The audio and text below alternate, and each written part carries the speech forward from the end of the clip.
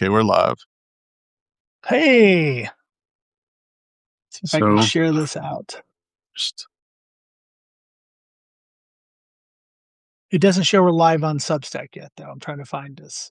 I guess I won't see myself stream, will I? Let me check your Substack. Comics Crowd, right? yeah, we're in the comments crowd. So somebody's watching this. We're just trying to figure it out. Bear with us. Comics Crowd. All right. Video Future Comics Kicks. I see your video. I don't see it running, dude. It's live. We've got 6 people watching. Well, hey, everybody. I don't know. I can't find it, but we're going to just go. Let's just go. I just had Facebook up. I just saw that Laverne and Shirley was 50 years old today. Yeah. I remember when the show was premiered. How's that And possible? I'm still older than they are, so. I mean, that was the spin-off show. That wasn't even the original. Of old Happy Days, right? Yes, sir. What was the strangest Happy spinoff Days of Happy Days? What was the strangest one? Mork and Mindy. Mork and Mindy, yes.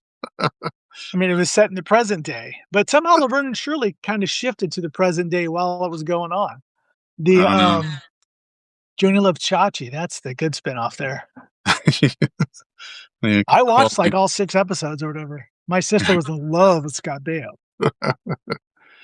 Oh, wow. Still relevant. Still relevant. Was a little, yeah, so anybody watching this is like, what the hell are they talking about? This is about comics. We should introduce ourselves. Go for it. Hi, I'm Martin Pierro. I am the publisher of Cosmic Times. I am now celebrating, I guess, my 17th year in business. I make all kinds of independent comics. Been doing it for, like I said, about 17 years. Having a good time doing it about half the time. So, yeah. And I met Kevin in 2010, and he's been doing comics for how long, buddy? A couple of years less than you. I guess that we're going on 16. So technically, I guess we started in 09, but really didn't make a comic until the end of 10. And so that's where I count us as starting, when we actually put pictures on paper at the end of 2010. So I met you right at the beginning then. 2010 Heroes Con, right? Yeah, still doing it, man. Still doing it. Why are we doing that? I still love to do it. If I just made them for myself, I would do it. I'm not even kidding. I'm that obsessed with it. I'm that dedicated to it. It's something I've wanted to do since I read the first appearance of Moonstone and Incredible Hulk sometime in like 1977 or whatever. Wow. And so I'm still here doing it. Wow, yeah. Moonstone. Yeah. Was that the first comic you remember reading, or what was the first comic? I'm not sure exactly. I remember that one. I remember the first meeting between Spider-Man and the Jessica Drew Spider-Woman, which is a crazy, great comic. It's still a good read today. I remember the Shogun Warriors comics, if you remember those. Yes. And Godzilla, where he was fighting Nick Fury and S.H.I.E.L.D. So I'm not sure. Yeah, those books. Where they fall. The Shogun books got me into the Fantastic Four. It was a great gateway drug because the Fantastic Four were all over the last few issues of that. Yeah. And I don't know how people get into comics nowadays, but that was similar time. Shogun Warriors, Micronauts, and Star Wars were big for me when I was starting to read comics, and Spider-Man, just random Spider-Man. Absolutely. It was all Hulk for me, some Spider-Man, found some Neil Adams Batman. Wow. And then I found the X-Men in the early 80s, which really cemented my love of comics in general. That was serious comics. Yeah.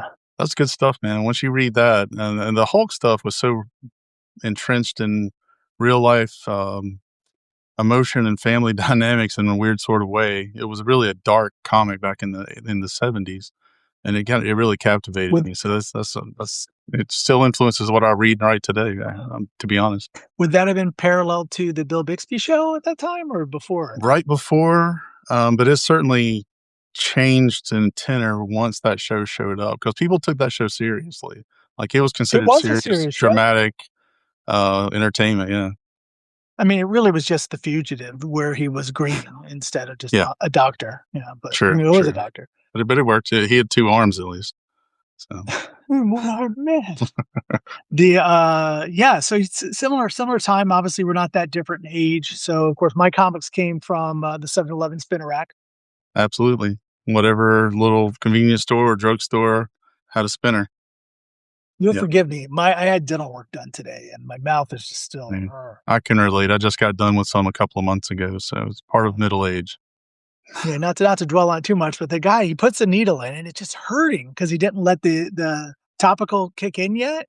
And he's like, "I'm not trying to hurt you. I'm just trying to make the pain so you don't feel pain." I said, "You're failing. You're failing at that." Oh, and that's what hurts now where the needle was put in.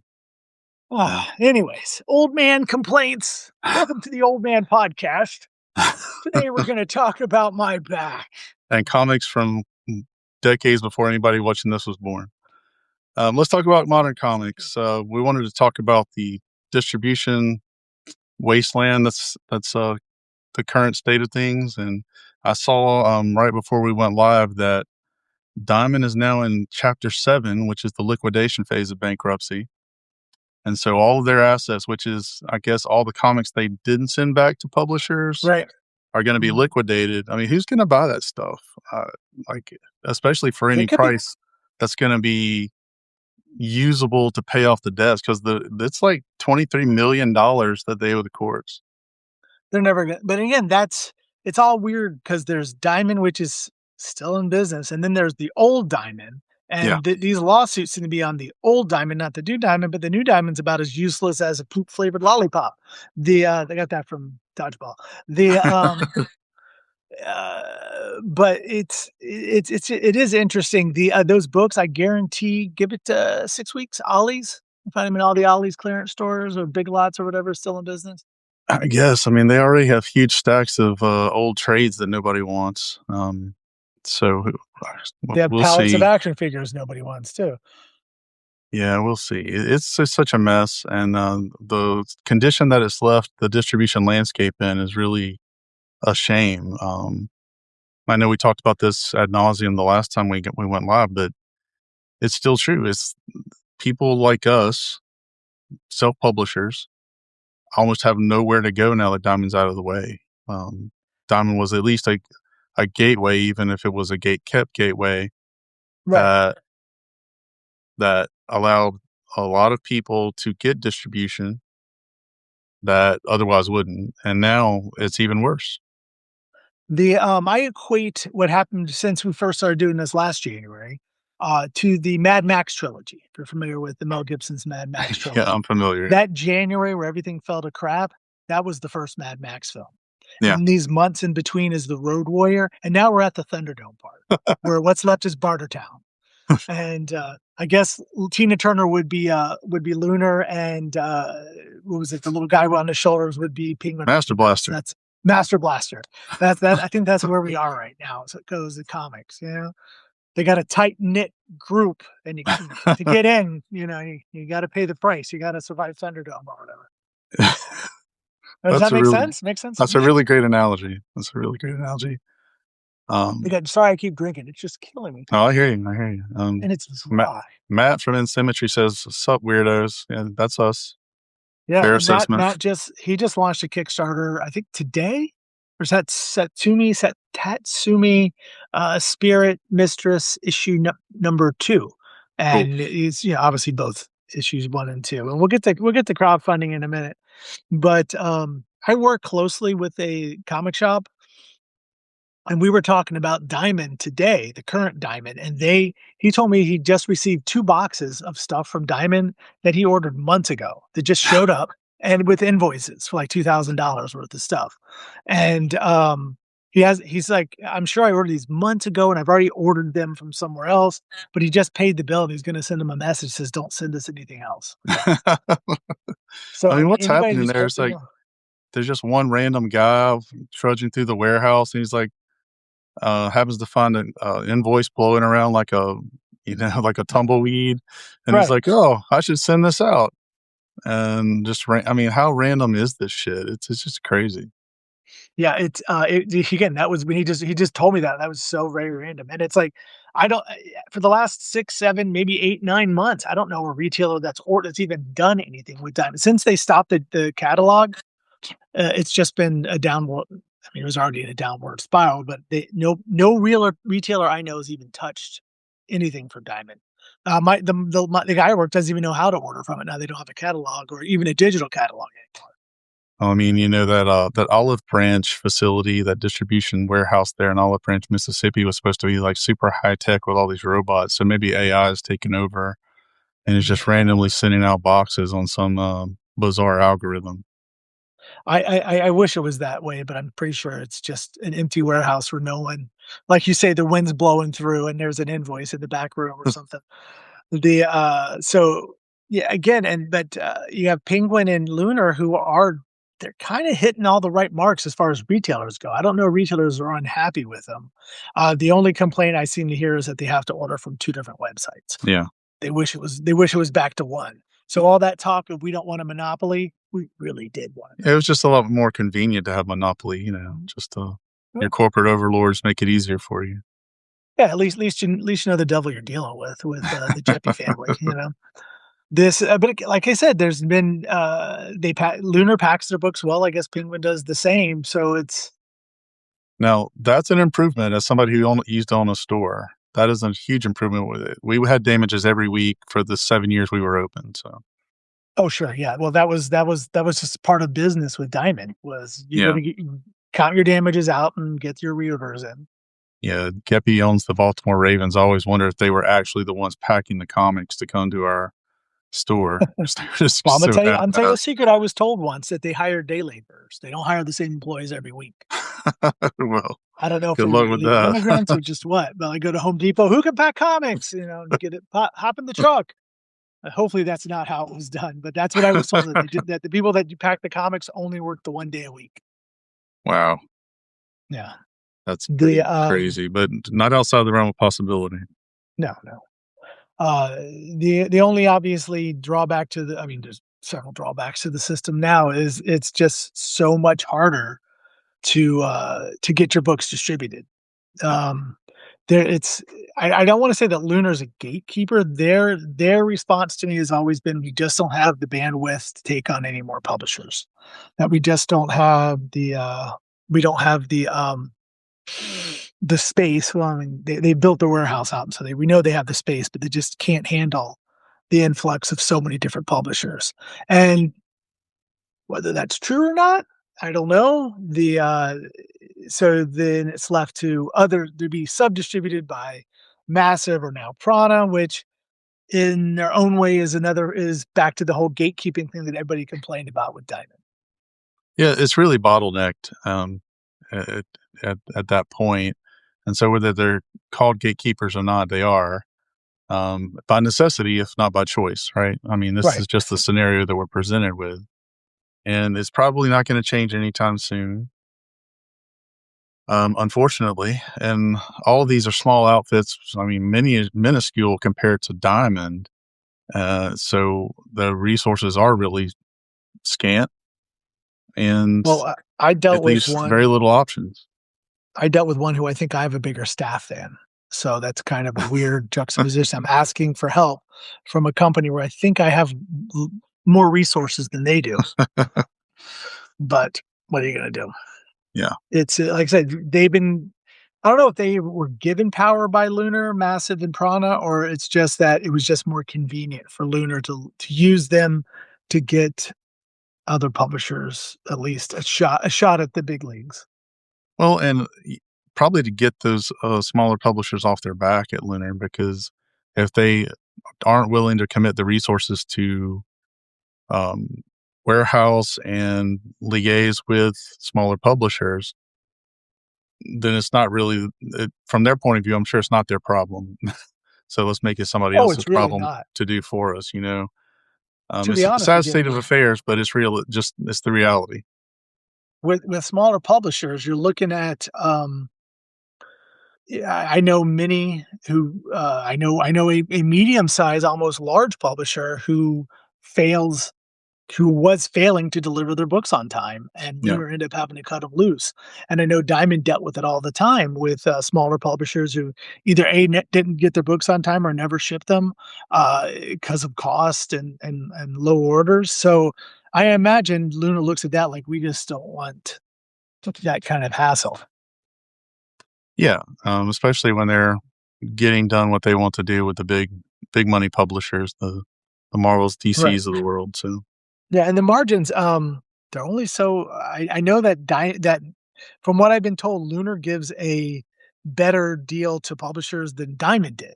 wow. So it's a larger percentage the publishers get to take, meaning that Lunar's profit margin is so tiny between what they charge the publishers and then what they charge the retailers. You're talking less than 10% of the cover price Yeah. in some cases. So sorry, I'm pulling pieces of teeth out. I don't know what that was just about there. Sorry, I didn't mean to reach in my mouth like that. The so yeah, so I'm sure it's a tightrope they walk, and a few bad moves can cost them quite a bit of money.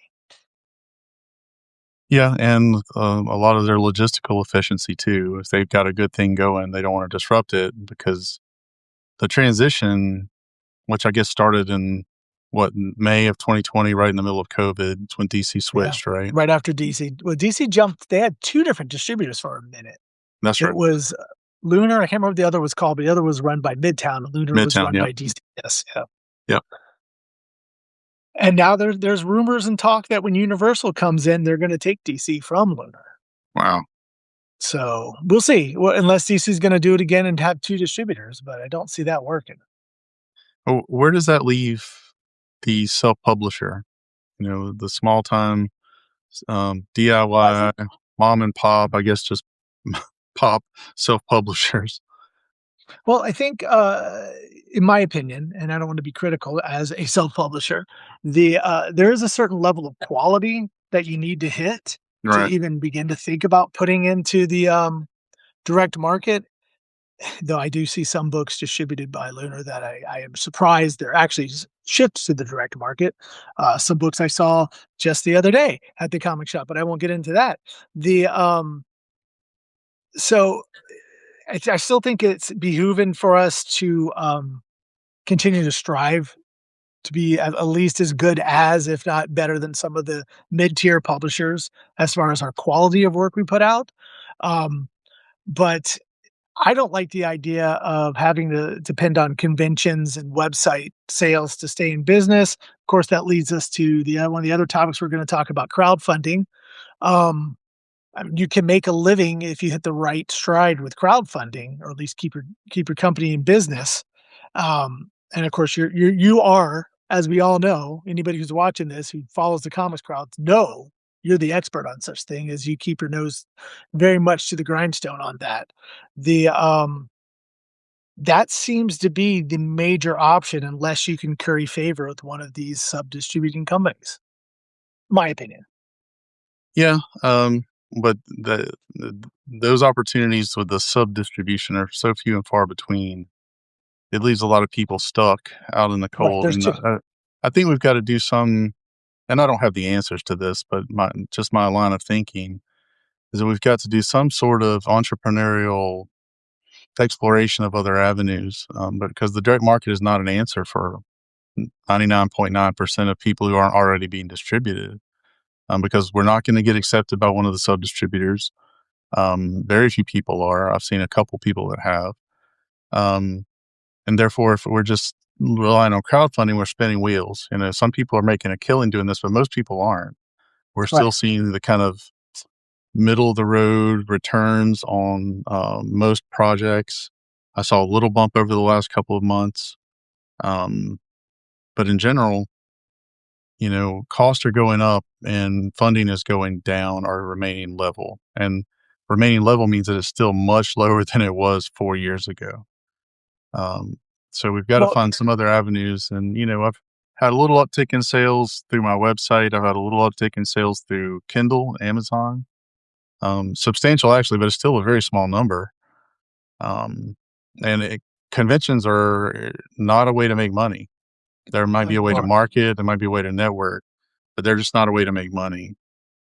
I agree, especially over the last, like, 5 years, I've seen, it used to go from me showing up at a convention and people coming to find my product to now me shouting, "Just please look at my product," Right. at conventions. I think the audience is changing, the attitude toward conventions is changing, and also it's again, we've talked about this many times. Back in 2010, when we started out, it was us and maybe, like, 6 or 7 other guys doing this.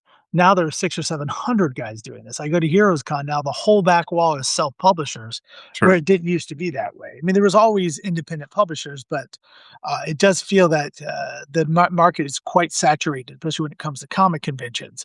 We can talk about the quality of the books in nauseum, maybe at a different time. This isn't the forum for that. The Yeah, so yeah, conventions, but it goes we've talked about this. We need to do another summit, I do believe. But in our summit, we talked about the value. I had this concept of the wheel. The whole thing's a constant wheel that's constantly turning, and you have to pick up a customer here, a customer there, and keep them in your wheel. Keep them with your email program or your Substack program. Keep them informed about your product. Keep them knowing when your Kickstarter is, knowing when your next launch is, and if ever distributed, knowing when your distribution is. Because I don't think a single avenue that we currently have our toes in is enough to support what we're doing. You have to have it all, if not more, and the work that falls to us as publishers to keep the wheel turning and keep pulling, hopefully, a new customer in with every turn of the wheel. But as you mentioned, with even just distribution, I know plenty folks who are being distributed who aren't making their grade, companies that perpetuate that they're successful, but when you actually look at the bottom line, they're losing money. They have some Yeah. kind of backing money involved. There's just no way they're actually covering cost. So again, it has to be part of something bigger than just that avenue, in my opinion. Again, obviously, I'm sure somebody will come and argue that we're making a mint in the direct market, but I don't know.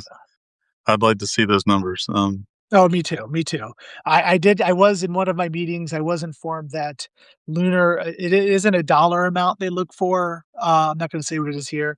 It isn't a dollar amount they look for in sales for a particular title, it's unit numbers, which is different than what Diamond was. Diamond was Sure. if you marked your book up to $8 and sold 100, they were happy. But, with, and the number's really low, dude. I've never if I had the number their benchmark to stay in their catalog is I would not have printed the books. And the market has When I was shifted that making way. I mean, yeah. even Marvel and DC are struggling with volume, outside of Well, the absolutes of the world, of course, Marvel chokes, still to this day, it continues to try to choke the direct market with just quantity of titles. and I covers. just well, God, I just I was talking to a guy that buys all the GI Joe and Transformer variant covers, so I got a problem. The, but I have a whole long box of just the Energon books, and there's only like 20 of each title, but I have a whole long box full of them because of all the variants. I have a problem, but we won't get into that. That's my 5-step program. The, but I was just going through Lunar's catalog, and Marvel is putting out, like, between one-shots and miniseries, like 20 new in the month of April, 20 new one-shots and miniseries just to keep I mean, because DC is technically outselling them, but Marvel's keeping the majority of the market by just sheer production numbers. As And you they look at have the talent for decades. Yeah, for decades, yeah, but they have like a Moonstar comic coming out. Look at the talent on it. Like who are these people? I've never seen these names before. yeah. And they're and we're just waiting until it's just gonna say AI. We're not supposed to talk about that, but it's gonna say AI in the talent box all the time. But Well, DC, I can't say DC is killing it in they sales are. and quality of their books. They are. I mean, I use the Ultimate app, the DC Ultimate app, to read most of that stuff. So I get it a month or so late, but and I do the same for Marvel, which theirs are a few months behind. But Mhm. there's no competition. I mean, DC is murdering them in terms of quality. They're just eons ahead in terms of making just better books right now. And it's I the mean, they all have investment the in talent and editing. You can tell. oh, sure. I mean, they both of them have their lower tier books, that nobody, the lesser books that aren't gonna sell that well. But as far as their top tier titles, the argument always with Spider-Man and Batman. Batman's killing Spider-Man in Yep, sales and quality, in my yep. opinion. The and the DC KO event, it's not my cup of tea, but it's fun. It's selling well. People are reading it, and It's of course, bubblegum type of stuff, popcorn, movie theater 100%. stuff, There's but it is no fun. substance. It It's makes fun, no but it's sense at all, but it's still kind of a fun read. are you following it? Yeah, I've been reading the main title. Oh, I've no. tried to read a few of the ancillary ones, and they just lose me because they're trying so hard to not let one hero beat the other for some reason that they're missing a story. Yeah. It's just No. really flat. That that But that the main that title is just weird enough and stupid enough to be fun, so right. I've enjoyed There's it. 0 character development in it Nothing. whatsoever, but it's There's just nothing, no. no, but It's I find basically a myself enjoying. Superman story, and even he's just running in circles, so, Well, it's definitely Superman's book, the way yeah. they're writing it. Was it who's writing is it Jeff Johns? Who's writing that? No, I don't think they let Johns write Oh, stuff Scott anymore. Snyder. Scott Snyder's writing it. Scott Snyder. Yeah. So it's gonzo Yeah. as hell because that's what Snyder does these Yeah. days, which is cool. I mean, Sure. somebody's gotta take those swings. I like it. Well, these guys like Snyder and Joshua Williamson, they're writing books across the board with different companies and all this stuff. The I don't know how they find the time to write that much. They must not have families or something. I don't know. I think if they're dropping, hefty page rates, you would find the time, you know what I mean? I would I guess prioritize they too don't if have to that's how I run made my money. they don't have to run the other aspects of the business. I guess if I just You could sit and write comics all day, I would do. we pay people to make comics, they get paid to make comics, that's the difference. Huh, what a The concept, foreign right? concept, yes. Yeah. But, yeah, I'm digging what DC's doing. I'm not really a ma I read a lot of I read the Energon books, that's my jam. The Image comics, and I dip my toes in the different things, but I am caught up in, the DC KO. I'm reading Aquaman. Actually, I just did it today's Tuesday. I shot it real late because of my dental work. I did a Tip Tuesday. My Tip Tuesday, I don't know if it ever falls on deaf ears or whatever, but I find a lot of comic creators don't seem to read comics, and, like, things keep changing. The industry is evolving, the way comics are made is evolving, and it seems a lot of folks are kinda stuck in this whenever they got into comics, that's their purest form of comics, and that's all they write, and they stick into that. Well, that's the way we are with music. I mean, that's just human nature, unfortunately. I try not to be. Our decade of movies was the greatest decade of movies, you know what I mean? We're '80s people, and, Yeah, it's the greatest decade of movies. Debatable, but that is it's just the way we all think about things. The modern audience, a Gen Alpha or Gen Z or whatever, is going to remember Captain Underpants and Dogman as their gateway to comics because that's real. sure. Or, That's the the way it Hulk and, is. Fantastic Four, yeah. Yeah, you know? The, I The don't know, I just MCU's find been that so bad they can't even attribute it to that anymore, so but don't you still try to, as a comic creator, expand how you create? Yeah, I would honestly say you do because yeah, your team up books, the the Gothic horror. Cthulhu Frankenstein, that one, Yes. that was a departure from your normal style. I felt there was some growth, not in growth, like you're not bad. I'm not saying that was your pinnacle, but I think there No, was definitely a I definitely think it was a growth experience. It was a different sort of yeah, writing experience because it was like, how the hell do I take these characters and make a feasible story that's also fun and also with the sort of Bauhaus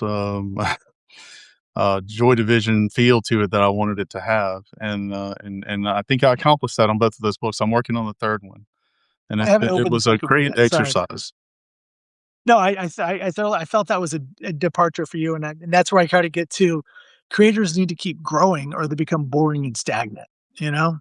And look, enjoy comics. Like read something terrible that's just fun for you. That's what I consider KO. It's just super fun. But comics still bring me joy as a consumer, not just as a creator. And and I'm not ashamed to say that I still like silly mainstream superhero comics probably more than anything else. Well, there's nothing. And again, we just keep using the DCKO since we both read it. There's a certain pace to it, and it's faster than say a normal. Super fast. It's a thick book, but it reads pretty quick because it's constantly moving to that next combat Yeah. situation. The I know I have to work. I'm always trying to work on how I pace my comics out, and that's an extra. Reading that will help me understand how Snyder does it, and hopefully I can incorporate what I learned from that into my own writing. And that's just what I hope for all creators out there. Because I think that I've said this a million times just to back into the crowdfunding a little bit. I think crowdfund or Kickstarter, I can speak to all the platforms. Kickstarter, it encourages mediocrity. It doesn't encourage growth or experimentation because once a creator hits on something, they'll just milk it till and For sure. I don't know, they think they've reached their plateau and they're just gonna go with that. But that's the case with any medium though, and you just look at superhero movies, how they plateaued after Endgame, and which they've never regained any of that, with No, maybe a couple of exceptions, but they're still kind of mired in that same quicksand of mediocrity and complacency, really, that caused them all to fall off in the first place.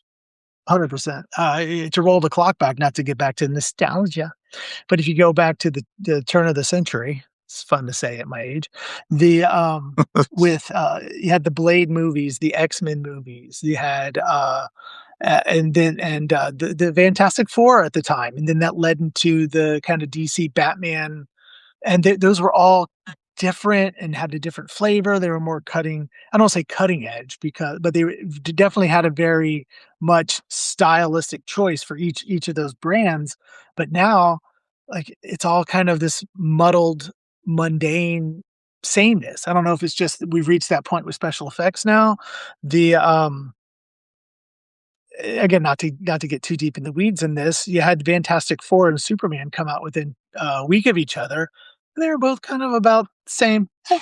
All right, saw that. You know, that's cool. It was all right.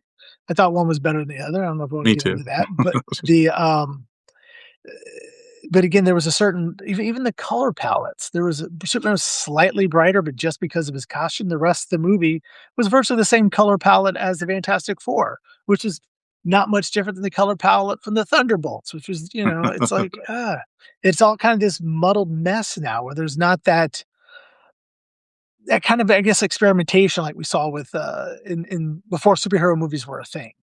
When you Well, had we go back to the Netflix Daredevil shows, and each one of those oh yeah. had its own color palette Mhm. and a feel and a vibe and a sense of anxiety A color to palette each that was show. actually based on the comic it came from too, Yeah, you know?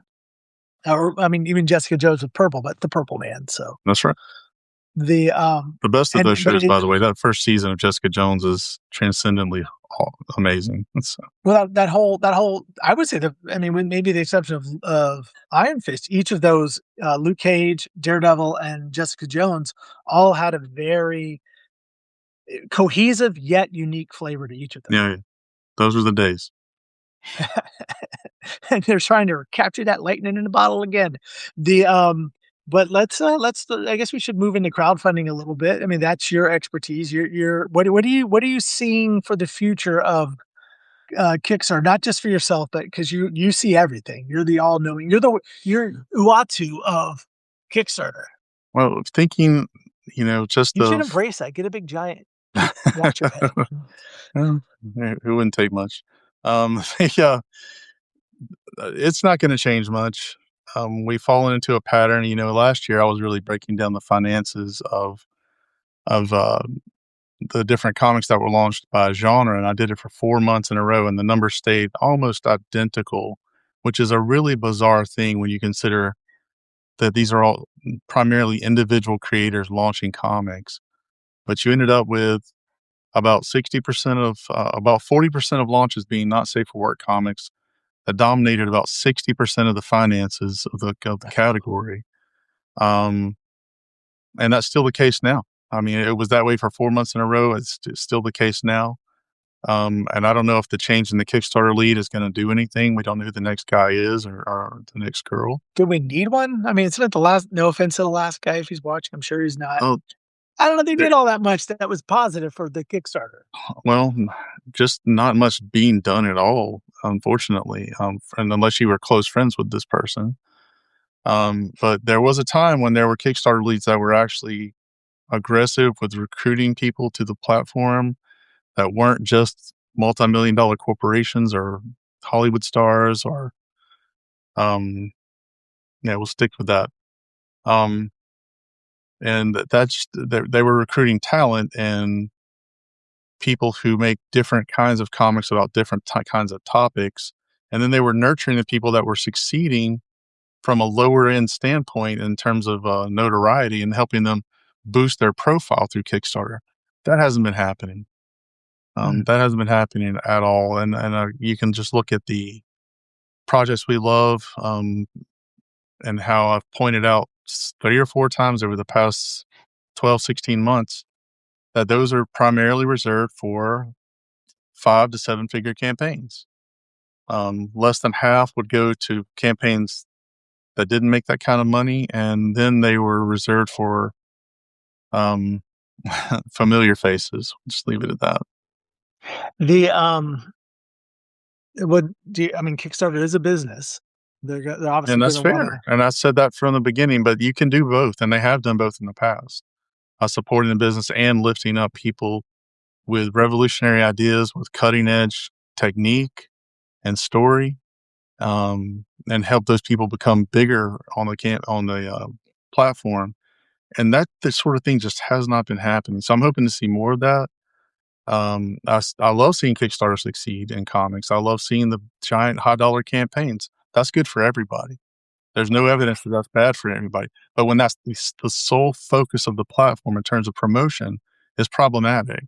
When and not filtering the not safe for work comics out into their own category. I wouldn't say category, into their own search function. Label? Let's put it that Yeah. way, search filter, so that the average Joe who's not there for porn can jump on the search and look for comics. And if he's looking for something that's just boneheaded superhero stuff, there's a lot of that on Kickstarter. But then he's going to see it next to bondage porn that's unfiltered or uncensored in terms of the Kickstarter art cover, and that turns people off. I made this case for Lord since July of 24, and you know what they did in response to that information? They made a newsletter inviting people to come Right. see more We porn did a live comics stream on about it. Kickstarter. Yeah. Which did that ever get The past one not for newsletter? me. I don't think it did. I don't think it made it Mm. past one. But Yeah, still, it's kind of exactly. a slap in the face to a lot of people who think that everybody benefits if there's a filter for not safe for work comics. If that's what you're looking for, you can find it all. If it's Right. not, you Put it don't all have to see together any for of you. it. That's right. It doesn't But hurt is anybody. And in fact, I the think question everybody is benefits. But who is knows? it I don't think 2 that's going to separate happen. audiences? Is it 2 Hmm? separate audiences, or is it No, just the same audience that likes our there's comics, likes porn too? there's definitely bleed. There's definitely a Venn diagram where that crosses over, and I can't say how much of that crossover there is. However, there's also a significant number of people that don't go to Kickstarter to see that. And I have no The problem with it. I have no problem with it being there. I have no problem um, creating or consuming rated R plus comics, but we have to be considerate of the rest of the audience that may or may not be comfortable with that, and make room for everybody. well, we It's talked about just this that it's before. become so dominant. Right, it's the we talk about the analogy of the video store. You don't put the porno movies at the front counter. They go back behind the curtain because somebody's there looking for Bambi, and they're not Yeah, looking and for Bambi and Thumper, you know what I'm saying? Thumper, I barely knew her, but Ow. but Hopefully people it, are it doesn't watching even have because to it's be that. quality comedy. It can be the it doesn't even have to be that extreme. It doesn't have to be behind a curtain. It could just be over here, Right, just through an extra click to get to all that. And then it filters out all the stuff that you're not looking for if that's primarily what you're looking for. right. Everybody benefits because right now, even here at the end of January, we're back over 200 projects. In another 4 weeks, we're going to be over 300 projects again. It's impossible to find anything. At some point, you're facing the same problem that the Diamond catalog had with just saturation. And you can only read so many thumbnail descriptions at a time. And before you get bored, before you just give up, because, it's no insult to anybody to say that most of the comics on Kickstarter are not going to be attractive to most people just from a quality standpoint. There are a lot that are, but I don't think most are. Right. And The that's testament to the fact that you've got a lot of startups, a lot of novices that one day will make great comics. I believe that. But right now, when you first start out, my first comic didn't look great, didn't read great. Sure. And that's the case with anybody. You start off, and Kickstarter gives people the opportunity to start and grow. Some people Well, do, I some see people that's where don't. I disagree. I don't think it gives you the growth because if you launch, I've seen plenty of Kickstarter creators who I'm not going to name names, who I've actually watched their quality go down because there's no incentive to increase the quality because they bring the backers every time because of their online personas and all these other factors at play. Where back when you would put out a comic and it was garbage and you'd be at a convention, pros or semi pros would go, hey, this isn't, maybe you want to work on this, maybe you want to work on that. I don't think Kickstarter really provides that kind of feedback. Because if I launch a Kickstarter for garbage comic number one and I hit $2,000 because of my interactions in social medias and I got the right cross promotion put in place, I'm just going to put out garbage comic number two. Yeah. Because why would I ever improve if I'm already hitting it? That's actually what I find, and it frustrates me. There's a very popular Kickstarter podcast for comic creators. I won't name names, but we know who I'm talking about. And I really enjoy the podcast, but it's always about how to market your comic, seldom how to actually make a better comic. It's like, well, I make a junk comic. Well, let me tell you how you can market and sell it to 100 people.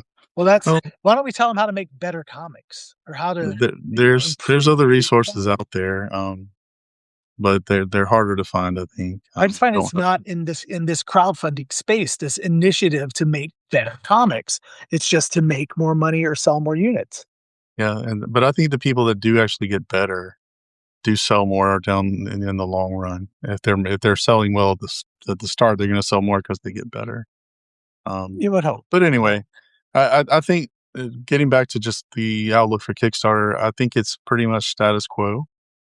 It's a winning formula because they're making plenty of money through the category, and most people are able to make enough to are they're smarter to manage their finances in such a way that they're able to recoup enough to keep making comics. I mean, it's worked for me for a long time, and as much as I'd Well, like to advance, and we have made some inroads in other areas, but it's a trickle, not a flood. I don't know if we've all been at a convention together, but have you ever met Mark and Cece with Addict Media? I think I know CC through Substack. Yeah, she's big on Substack. The Yep. company's Actor Media. They're actually looking to move from Kickstarter to BackerKit as their primary source. They do well with the pins and all that, but they feel that BackerKit's doing different things with these special events and stuff. Yeah, Do you think if Kickstarter implemented something like that, it would improve the app? Or they do, but I don't think it really makes a difference. I mean, they're the witch starters in October. They make 100 in January, but it's just kind of there. It's just another search term. It bumps you up in the algorithm a little bit, similar to the way that Projects We Love does. It's not a huge bump, but it's a did? little bump. Yeah, Um, I mean, honestly, I only make a big deal about Projects We Love because of the selection criteria or lack thereof. Otherwise, it's not really a big deal. When I've received it, I don't think it made a damn bit of difference in my funding. It's just sort of feather in the cap, and it gives you a marketing thing to some put sort in of creative there. vindication. but but Yeah. I'm not sure that it made any difference in the funding. Oh, we It's have a just big question from Matt here. My question is it just Kickstarter that causes people to not want to improve and chase dollars? I feel that it's any business anywhere. Marvel and DC don't care about quality. I disagree with that. They care about sales first and foremost, right? Well, when you're on a rack, when somebody's buying your product monthly, if the quality drops, the dollars drop. I'll tell you yeah. that. I've dropped books that they'll change artists or creative teams, or they'll even change story directions, and I'll drop the title based on that. So I do think when you're in a business where you're direct to Kickstarter is kind of a direct to consumer, but it's not this constant giving back and forth like say the direct market is. This is all my opinion. I'm not speaking for Kevin. Uh, what that if you don't maintain a certain level of quality, your sales drop. It's evident. Marvel's bottom tier comics sell worse than independent comics. They don't care that some of their books don't hit the numbers. They just want to keep their shelf space full.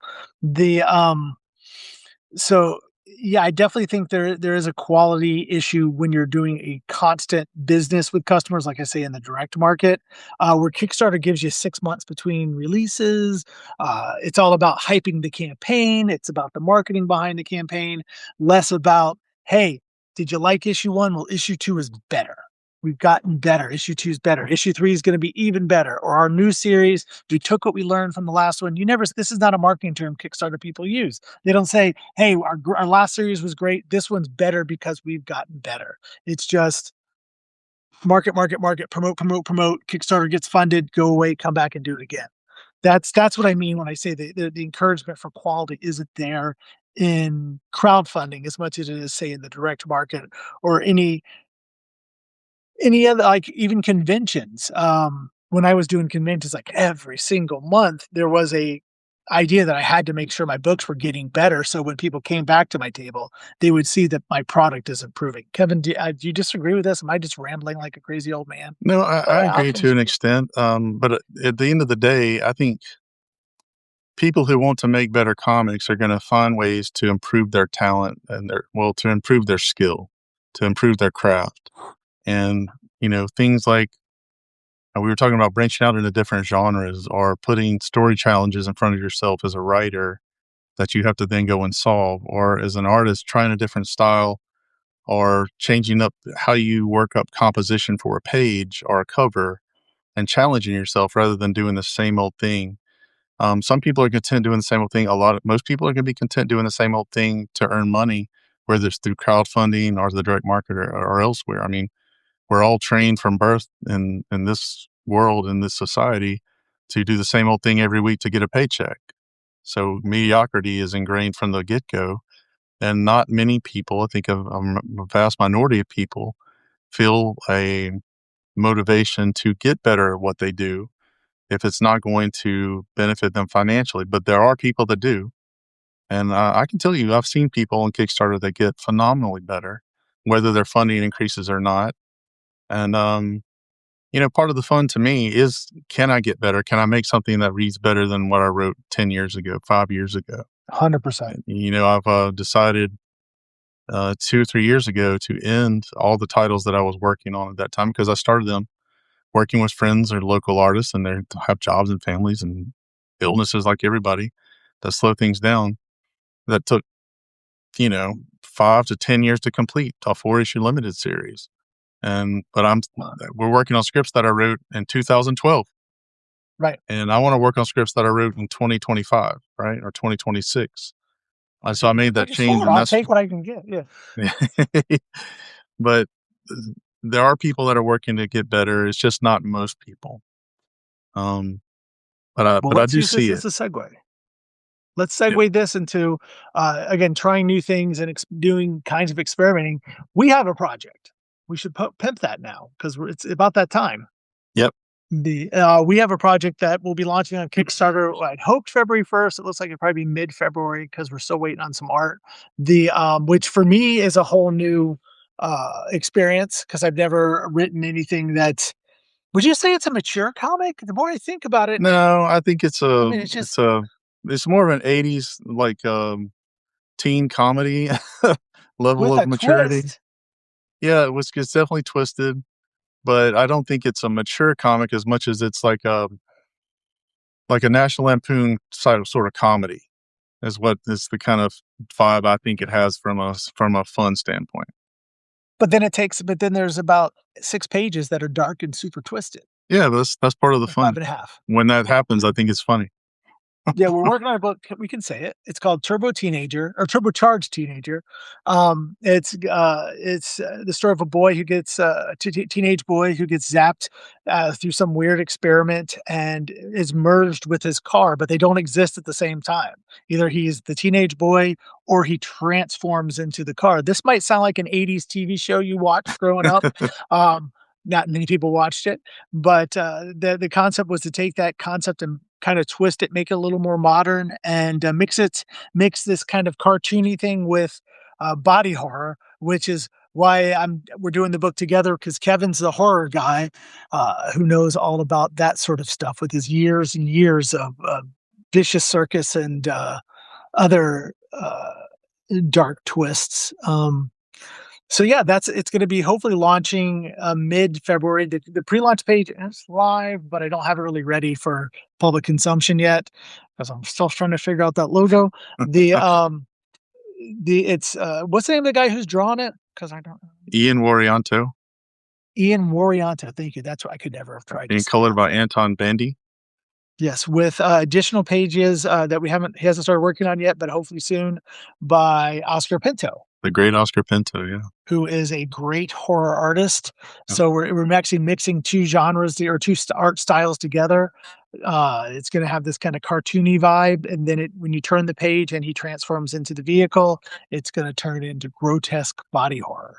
It really has a weird science kind of vibe to me, in terms of Okay. having that science that kind of edge to it, but still having the comedy. So Well, think about what happened to poor Chet in Weird Science. That was body horror to say the least. thankfully, that's not a scene in our book, but yeah, Chet. Maybe the next one. But yeah, we're looking at that for February. I've got Yeah. all the initial art pages in, about half of it's colored, and then we're gonna get Oscar to finish up his part. That's gonna really Yep. put the capper on this. And one of the covers is going to be by Larry Watts, who, speaking of quality, I got to say, I got it right here. Larry Watts is a great artist. He did a lot of great work for Dynamite and other publishers along the way, Zenoscope, the Robin Hood book. But he did his own book earlier last year on Kickstarter called Ghost Baby. This is his best work ever. I mean, his art in this is just amazing. So I guess when you do something for yourself, maybe you try a little harder than you do for Zenoscope or whatever. Or he's just evolved as an artist, and that's where he is now. Uh-huh. And I showed you the cover he did. He's almost finished coloring it. It's yeah. So again, back to pushing yourself to grow. That's definitely something I've seen from Larry and other artists I've worked with over the years.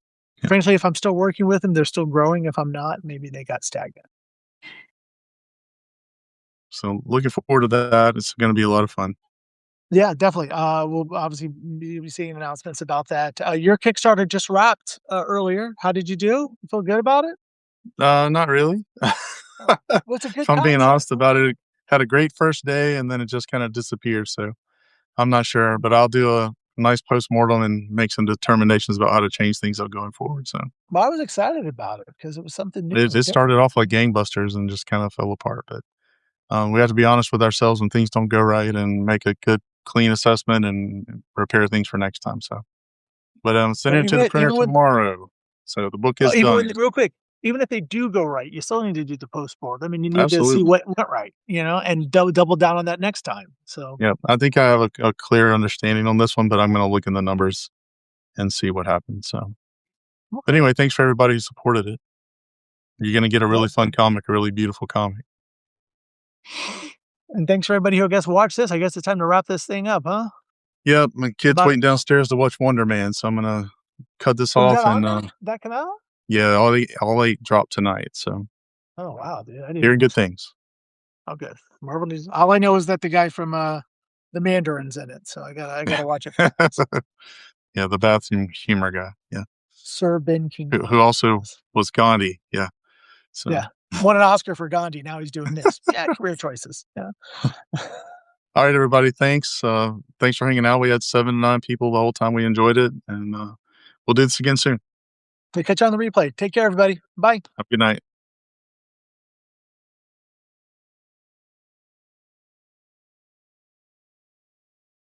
First in line.